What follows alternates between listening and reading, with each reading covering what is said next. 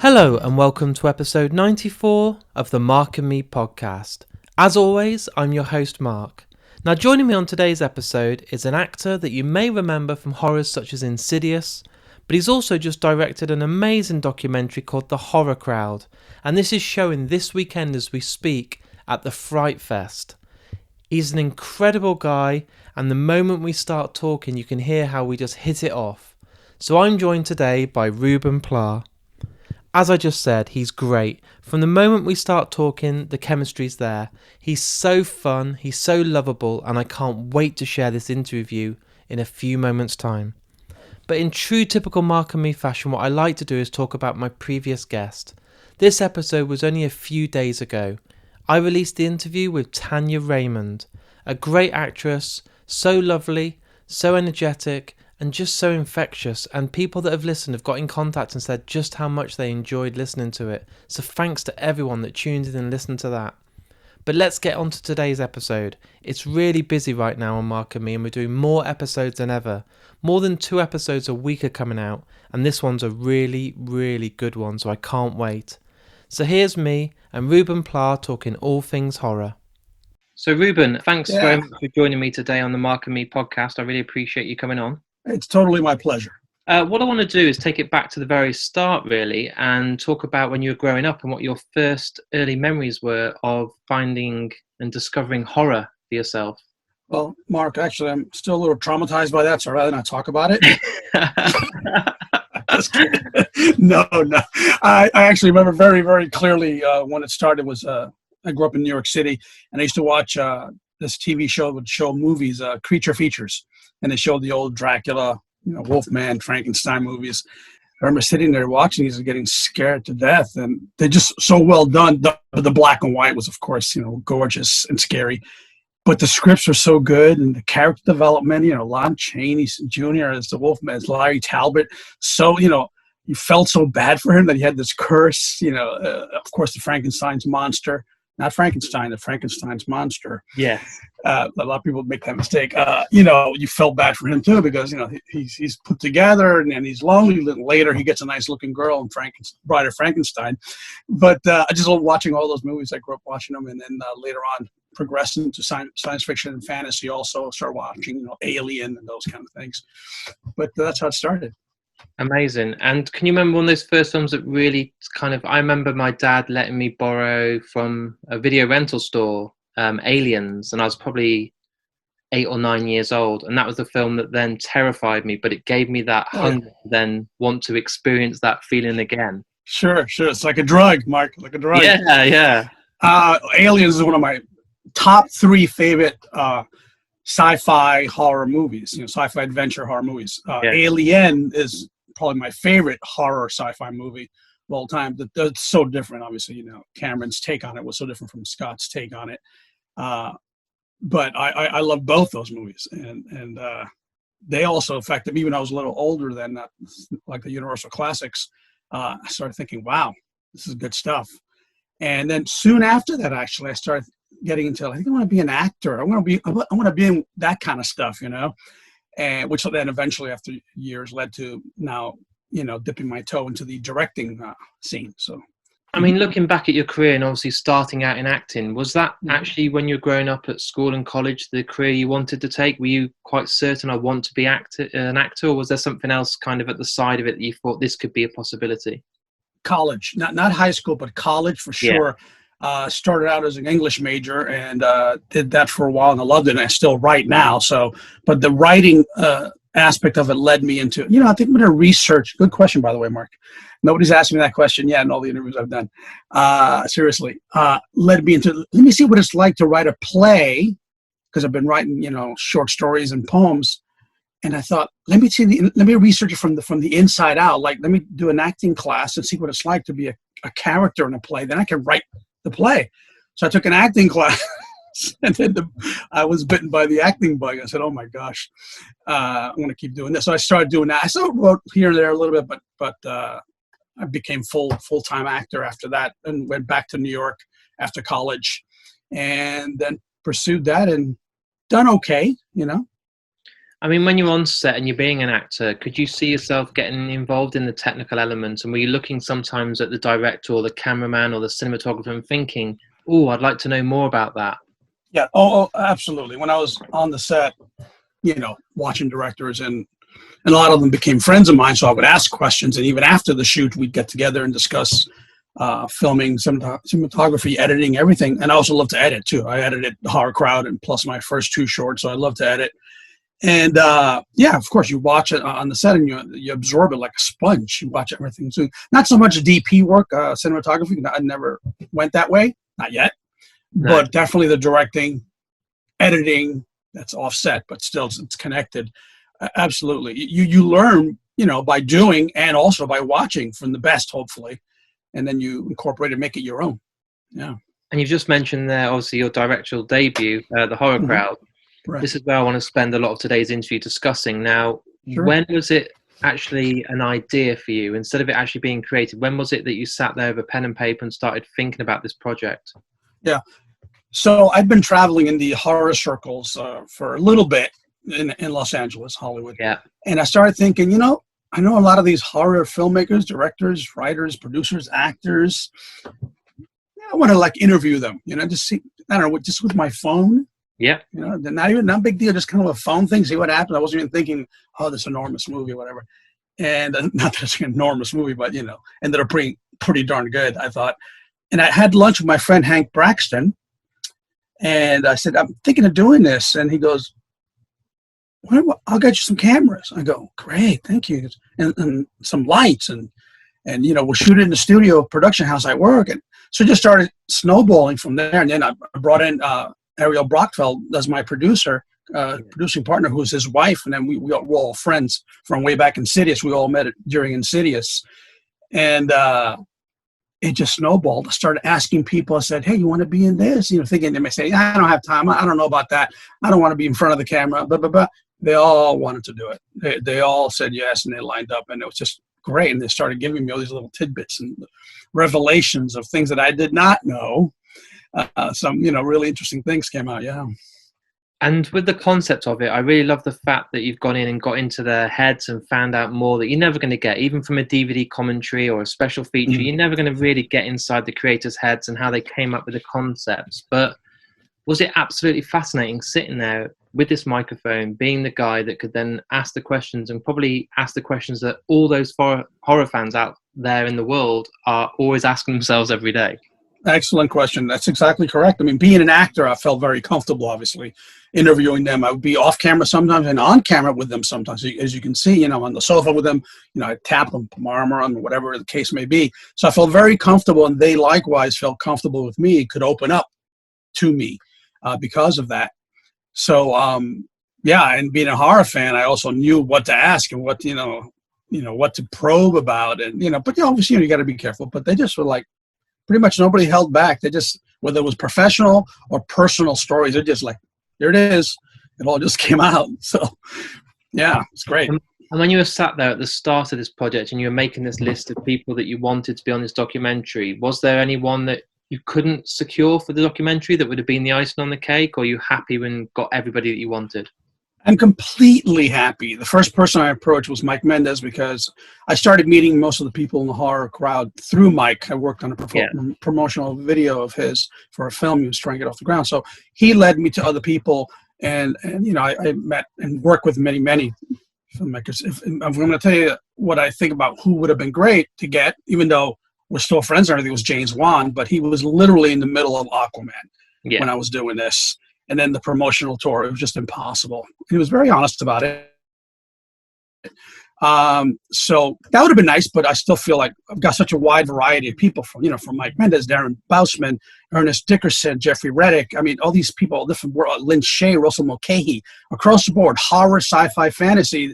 It's such a multi-layered cake, as you say, but without the icing, that it still tastes really good, That's awesome. And what, I don't want to kind of spoil it for the listeners out there that then go and check it out. Yeah, don't do that.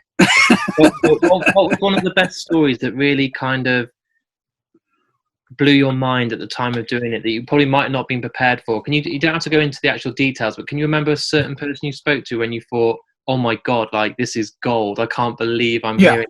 I can tell you two things, and that's okay. I mean, it's just a little tidbit out of a 92-minute movie. I Yeah. can tell you a few seconds, so I'm not too, persnickety that way.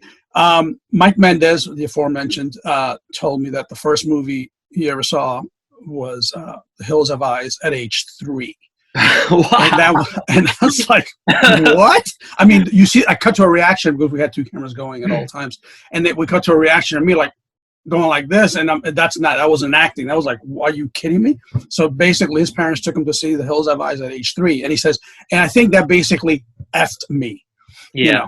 know. But it's very funny. He's cracking up about it. It wasn't like, oh my God, I'm so destroyed. And then number 2 would probably have to be Lynn Shay when she's talking about, because she's so sweet and everybody loves her and the whole thing. She goes, yeah, but Ruben, I also have a dark side. I can be like not very nice sometimes. I thought, okay, that's a nice revelation, right? Yeah. Which is fine. I mean, why can't you be multifaceted? You can't just be Mr. or Mrs. Nice Guy all the time.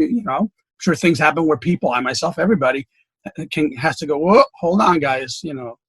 So those are the two that come off the top of my head right now, revelations that I thought really shocking and interesting. Yeah.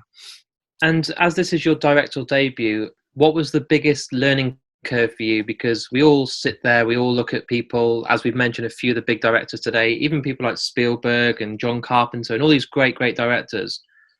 To know how much work's involved as a director is just on another level. But what was it that was the biggest learning point for you as a director that you thought, I wasn't prepared for this? Oh gosh, Mark, I wasn't prepared for. I don't know, because I've been in that world. I was in the horror world for a while already. I've been an actor most of my adult life. I'd done a couple of shorts, so I knew how to be behind the camera too. I've been writing for a long time, so I knew how to structure and put together. I started structuring my ideas already. As you can see in the movie, there's segments. We got the women in horror. You've got the first horror movie, and so forth. So many different things that I knew where I was going. I just want to see what they would give me. I mean, the only thing I could say would be a daunting task was the editing of the over 30 hours into 90 minutes. It was close to 40 hours down to 90 minutes. But when I say daunting, I mean daunting, but so rewarding. I really enjoyed it. It's like, to me, editing is like sculpting. You're taking a piece of clay, adding a piece of clay, and then molding. It's just piece by piece, and I really enjoyed it. So, yeah, daunting, but totally enjoyable. And with so much footage that hasn't made the final cut, are you the type of guy that will do like a Kevin Smith and we'll have a DVD or an extras that we get to see the unheard stuff and the stuff that never made the reel? Oh, I would. Obviously, I there's stuff when people stumbled or whatever, or whatever. Yeah, and that stuff is always fun to watch. But sure, yeah. If distributors say, "Hey, we want to DVD it, and we want to put some behind the scenes, a little BTS action," I'll put that together for sure, and I can do that like that. Sure. And with it looking so good and the great names involved with horror at the moment, I believe that horror is bigger than it's ever been. Sure. All the people at school used to pick on me because I was the guy that liked horror. And now you're the cool person because you like horror. And why do you think who's laughing now, huh? Exactly, yeah. But why do you think it is now that it's so big? Like, everyone I know went to see the remake and the new vision of John Carpenter's Halloween, and everyone's loving Paranormal Activity, and Host right now is the biggest film in the world, and horror is more alive than it's ever been, and it must be for you so good to see. I got to tell you, I think that started. I hate to say it. I don't hate to say it's the truth. It started around Insidious. I mean, James broke through. Yeah, I really believe that, and not just because I'm in it. I mean, really, it's about 10 years ago. That's when we did it. It just crossed over from this not tiny independent film, because it was about $800,000, but it made tons of money. And then, of course, Sony picked it up, and they went to Toronto, and the whole thing. And it just, people started saying, hey, wait a minute, a horror movie can have a little bit of oomph to it, a little bit of like good script and good acting. It's not just like bloody, let's cut the heads off. And of course, there's been movies in the past who have been good too. I go back to Alien always, movies like that. But the genre in the last 10 years has just become this thing. And of course, there's also movies that aren't that great that come out too. Let's be honest. But I think it started around then. That's what I think is right there, the cutting point there. Yeah. And now that you've got this release under the belt and it's your first directorial debut, you must be now just wanting to get straight back into it, I'm sure, and do something else. Is that how you're feeling now? Are you like, just want to direct forever? Yeah, and act too. Obviously, Yeah. I want to do both. But yeah, I definitely want to jump in there because and it could be narrative or it could be documentary because I've done a couple of short narratives, and I'm very familiar with the narrative format. Obviously, writing and acting in it. So I'll jump in and do whatever's offered if it's good. The script's got to be good, or if it's my script.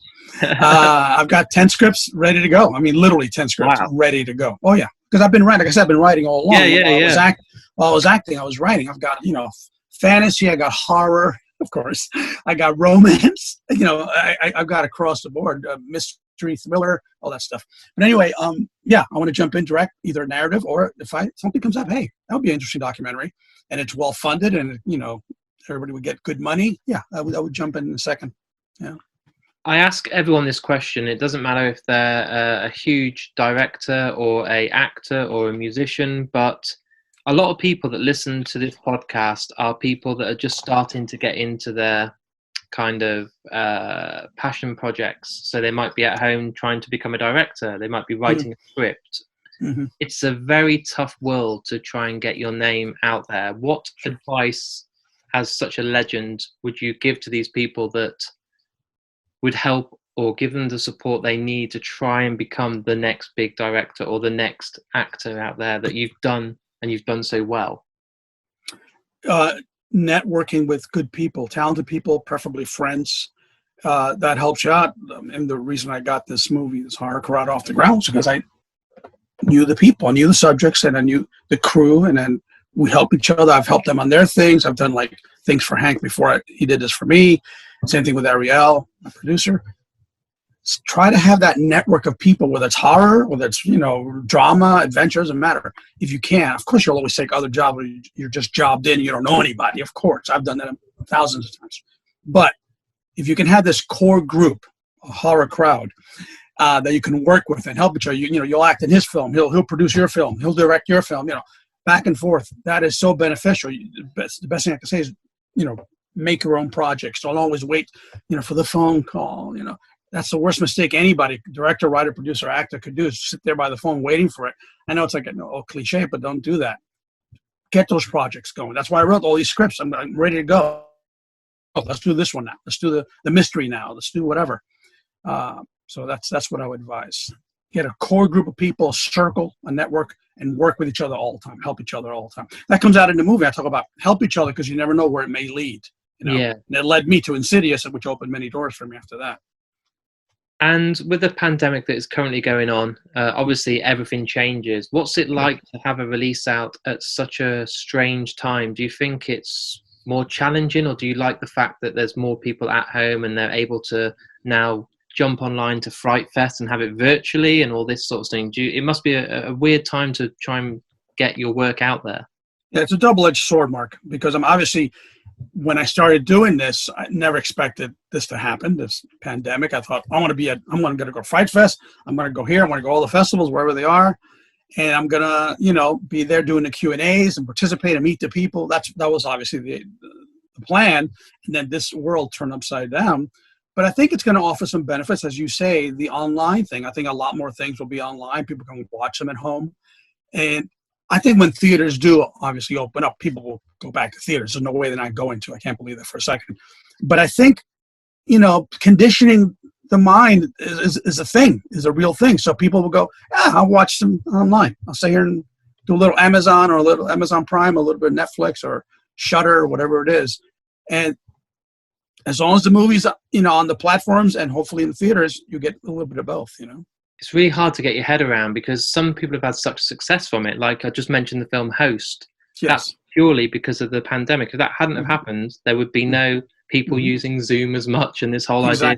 So it kind of has really worked for some, but then other directors like Christopher Nolan and everything, all their films are just being delayed. And but he's a big studio guy with big cinematic, eye. So his films aren't made for this, they're made for that. And and to be perfectly honest, he can afford to wait. It's not like he's like starving somewhere, so he can just wait and then wait till that, 2021, whenever, the end of 2021 and release that big film. So I think there's room for both. Yeah. And for the listeners out there that are now going, oh my God, I want to see this documentary. What's the way they can do it? Is it to at the moment buy this virtual ticket for the Fright Fest, so they can get? Yeah, I'm sorry. Yes, exactly right. If they're in the UK and Ireland, then they can do it. It's geo-locked to that area, so you can do that. Just go to frightfest.com and you can get the ticket and see it.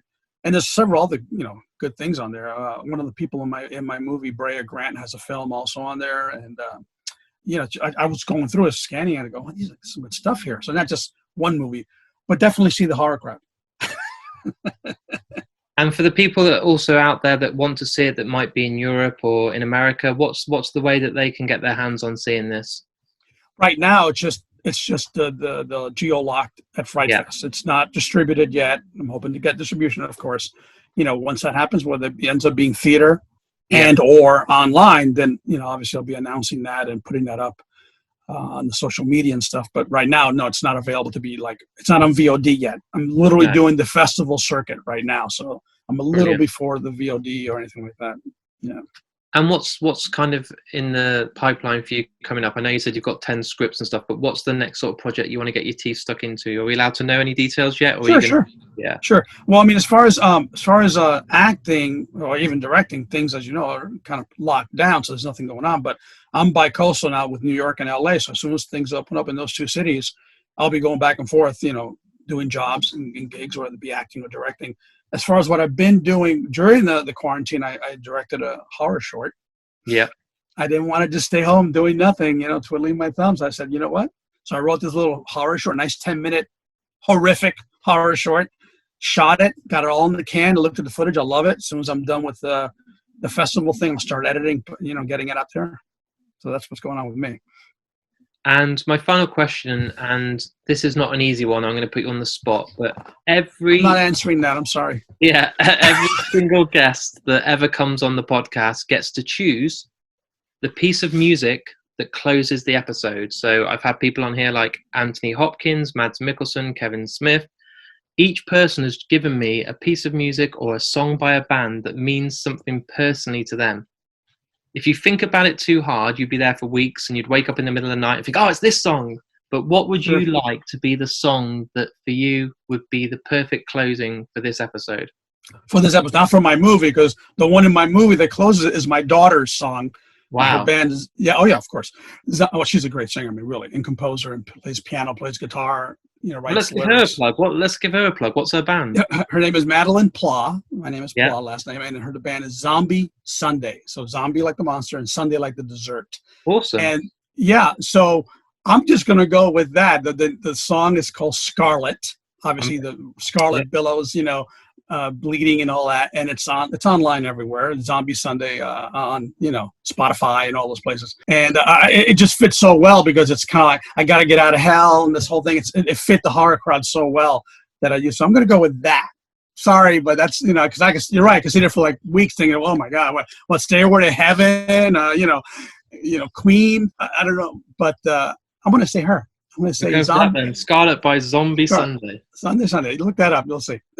Awesome. Our time has come to an end, but I wanted to thank you for your time. It's an absolute pleasure to speak with you. Likewise. I wish you all the luck with this release. I'll be there with my ticket virtually, and I'll be sitting on my laptop watching it, and I can't wait. Fantastic. Yeah, I hope all the rest of the press goes really well, and it's been an absolute pleasure to talk with you today. Same to you, Mark, and I wish you all the best. You're a great guy, I could tell. So there it is. There's my interview with me and Ruben Pla. And as you could hear, we talked all about the horror crowd. I was lucky enough to see an advanced screener of this, and it's fantastic. He's got some amazing people within the horror community to talk, and honestly, it's absolutely awesome from start to finish. So when it is out and we see a distribution, get on it because you won't regret it. An absolute huge thank you as well for Ruben for coming on the interview. I think he was absolutely brilliant, and again, a pleasure to have on, so thanks very much. You guys out there, the response lately has been amazing. I'm recording more and more episodes than I've ever done, and you're going to get more and more podcasts coming your way. The next one is going to be absolutely awesome, and as we sit here right now, it's personally one of my favourites I've ever done, but I'm not going to let you know any more than that. You have to go on markandme.com, follow me on Twitter, Facebook, Instagram, and see the clues that I start leaving over the next few days. I'll be back in a few days with a brand new episode. Take care, everyone.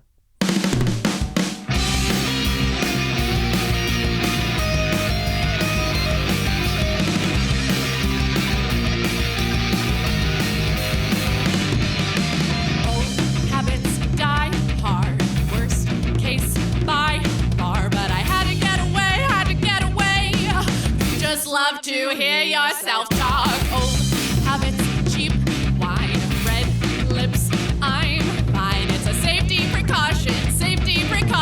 I was so sure, but maybe I'm not. And it's just a matter of time. It's a clatter, it's a nightmare scene. I feel so good in scarlet. Your fantasies might be the dream. It's my turn or your turn. I've lost that connection. It feels like a weakness. I'm holding my breath in. It's just a matter of time till I'm scarlet again.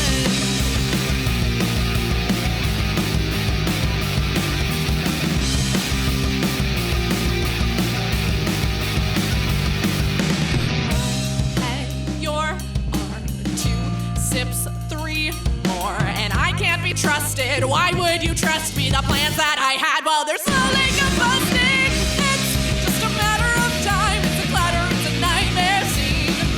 I feel so good in scarlet. Your fantasies might be the dream. It's my turn or your turn. I've lost that connection. It feels like a weakness. I'm holding my breath in. It's just a matter of time till I'm scarlet again.